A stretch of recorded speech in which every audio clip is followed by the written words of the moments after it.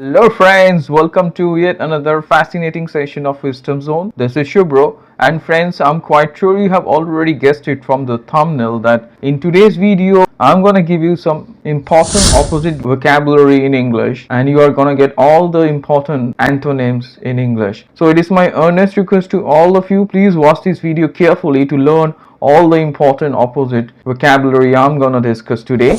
And if you haven't subscribed to this channel, please do not wait.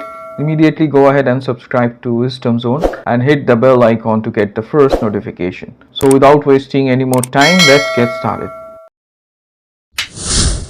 So friends, welcome back once again to this captivating session on important opposite vocabulary in English. And as I have promised, in today's video you're gonna get some extremely important antonyms in English. So without further ado, let's get started with today's discussion.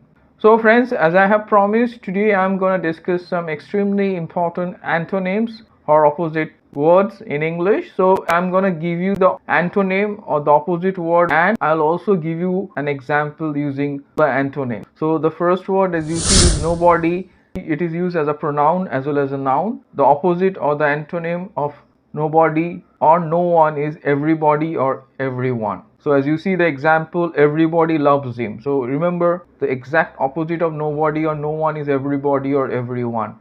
You can also say everyone loves him also. So up next we will see the second word, that is respectful. It is an adjective. So the correct antonym of respectful is disrespectful. It's very important, try to remember, people tend to forget this. So exact antonym or opposite of respectful is disrespectful. As you see the example, his behavior was quite disrespectful. So up next we are going to dive into the next word, and the third word, that is polite. Again, it's an adjective. We have two antonyms or two opposite words of polite. The first is impolite. We can also use the term rude, which is also quite common, but we can use impolite, quite useful, isn't that, and used in formal communication. So as you see the example, Tom was quite impolite to refuse the invitation. That means he was quite rude, in fact, to refuse the invitation. So friends, let us turn our attention to the next word and the fourth word for today, that is boon. It is a noun, so we must be wondering what exactly it means. So let me tell you, boon means a blessing. A blessing is called boon, and the exact opposite or antonym of boon is bane. As you see on your screen, let me read it out once again. It's bane. Bane means something that causes trouble or unhappiness. That's called bane. So I'm quite sure you'll remember boon is the blessing and bane is the antonym, which is also a noun. That means it's something that causes trouble or unhappiness. So as you see, the example is on your screen. Some people consider the internet to be a bane.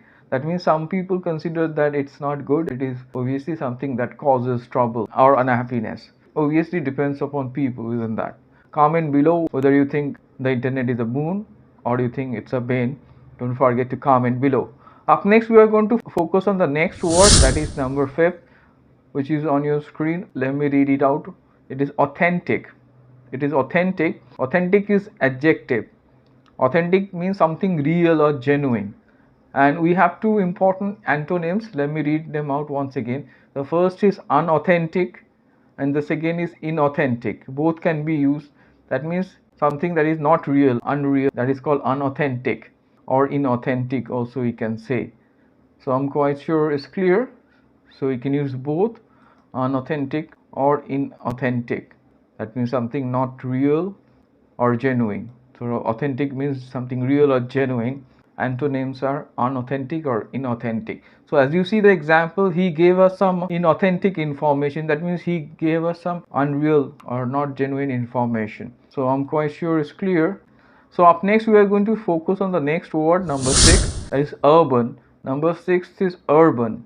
So let me tell you, urban means something related to city, town or metropolitan. That's called urban. We say urban place, urban area. It is an adjective, and the exact antonym or opposite word is rural. As you see on your screen, urban, and the antonym is rural. That means something that is not in the city. That's called rural. Obviously countryside. So that's called rural. So as you see the example is on your screen, Sam's farmhouse is located in a rural area. That means it is not in city or town. it is in a remote location or located in a countryside, or that means rural area. So up next, let us turn our attention to the next word, that is important. As you see, you must be quite eager to know the exact antonym. So let me tell you, important is an adjective, as you know, and it has two useful antonyms. The first is unimportant. You can use it, and another opposite of important is trivial. This is quite advanced, remember, it's trivial. Let me pronounce it once again, it's trivial. Trivial is also something unimportant, not important. So as you see, the example is on your screen. Our boss is never bothered about trivial matters. So that means he is not bothered about unimportant things or insignificant matters. So friends, up next we are going to turn our attention to the last word for today, that is on your screen, that is safe. So obviously it's an adjective. You must be wondering what's the exact opposite of it. One opposite is unsafe, which you can use, which is very common. Antonym of safe or opposite of safe is unsafe. Another is hazardous. So as you see on your screen, hazardous. So let me show you how to use it. It's totally unsafe to ride a bike without wearing a helmet. So obviously it is quite risky or hazardous to ride a bike without wearing a helmet.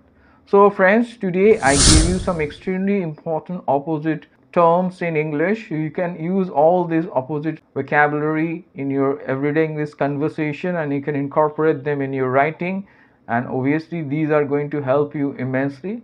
So I'm quite sure you have found this video useful like my other videos. So it is my earnest request to all of you, please try to go through the examples and make sentences and comment below.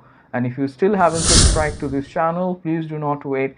Immediately go ahead and subscribe to Wisdom Zone and hit the bell icon to get the first notification. So stay tuned for further informative videos, friends, and do not forget to like, share, comment, and subscribe to Wisdom Zone.